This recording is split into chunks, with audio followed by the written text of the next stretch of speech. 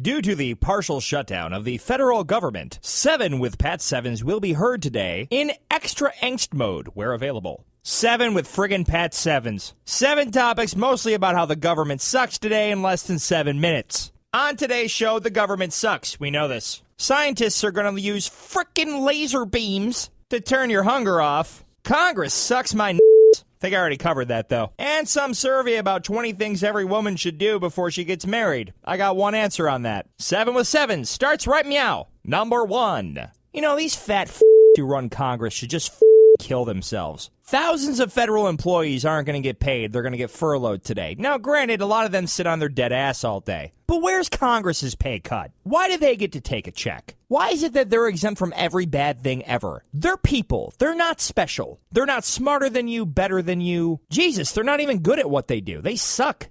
All that being said, nothing bad is happening. Your life, as I've been saying, will not really be affected that much. Unless you're a government worker, in which case apparently you should sit and spin. If you're a member of the Tea Party, you're a friggin' moron. You're holding an entire party hostage. It's adorable that you think the entire country should think like 5 people do.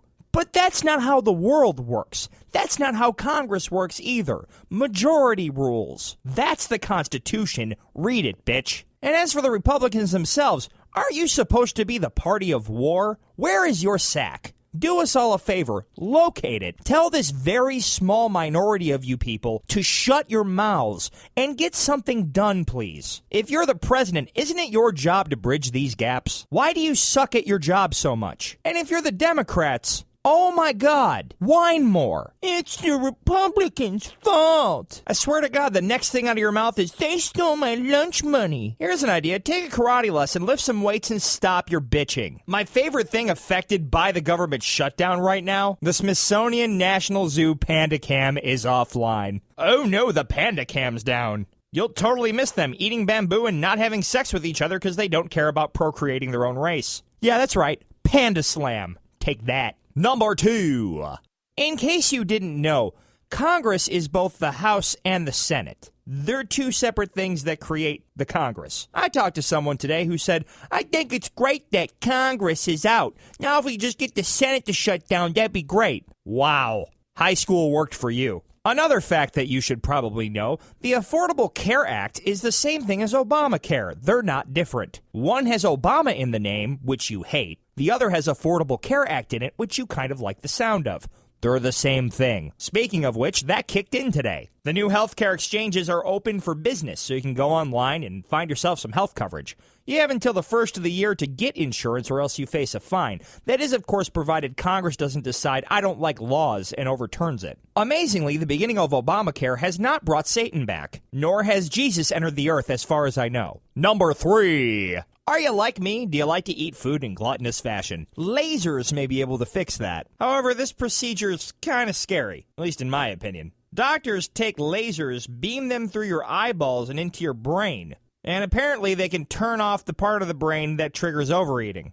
Now, they only tested this in mice, so, this isn't coming to a doctor near you. But of course, they say things like, this could be the end of worldwide obesity. I love when they say things like that. It's not going to be the end of worldwide obesity. The only people that will be able to afford something like this someday if it ever hits the market is super rich people. It's like the cure for cancer and AIDS. They do exist. At least in my opinion, they do. And if you're rich enough, you can probably get cured of just about anything. The rest of us schlubs have to just basically cross our fingers and hope this crap works. The obesity epidemic is never going to be cured. There's too much money involved with it. How many billions do fast food restaurants make every year? We're Americans. That's all we do is eat out. Cancer, heart disease, obesity, AIDS, vision loss, cavities, all of these things that you need procedures on make people lots of money. They're never going permanently away with some magical procedure or magical pill. You just gotta hope that the crap that they are giving us works more often than it does now. Number 4. Our parents are getting too old too fast and we're screwed. In a global study by the United Nations, the world is aging so fast that most countries are not prepared to support their swelling numbers of elderly people. The report ranks the social and economic well-being of elders in 91 countries, with Sweden coming out on top, Afghanistan at the bottom. Shock face there. By 2050, for the first time in history, seniors over the age of 60 will outnumber children under the age of 15. That's okay, because Obamacare is going to put them in a death panel anyway. No, that's not how that works. That's sarcasm.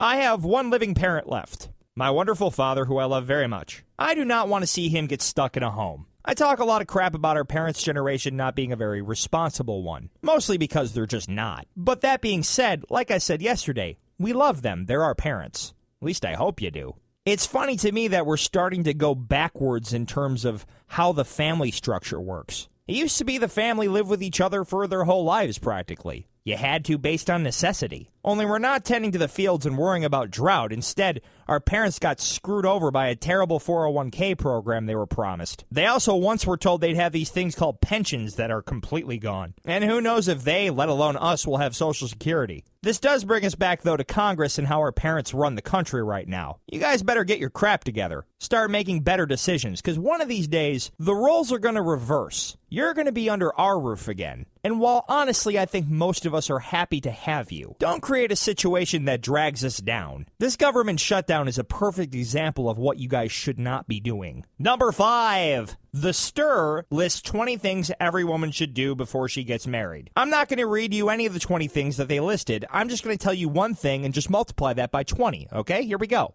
Get your banging out of the way. Guys get to do it, so do you. Number 6. According to a survey by the wedding website The Knot, 46% of women say they are willing to contribute financially to the cost of the ring, while 54% said they wouldn't. As you know, I'm not much of a conservative, but I do believe in certain values. Guys, save some money, buy her the ring. But ladies, don't be a gold digger. You don't need a $10,000 ring. Whatever he gives you is enough, unless it's like a cubic zirconia, in which case, punch him square in the package. Number 7. Things that are not affected by the government shutdown. Mother Nature, the guy who stares at your chest at the office, awful drivers, the devastating effects of the Cracker Barrel, your mom, and unfortunately, cable news networks. Shoot me.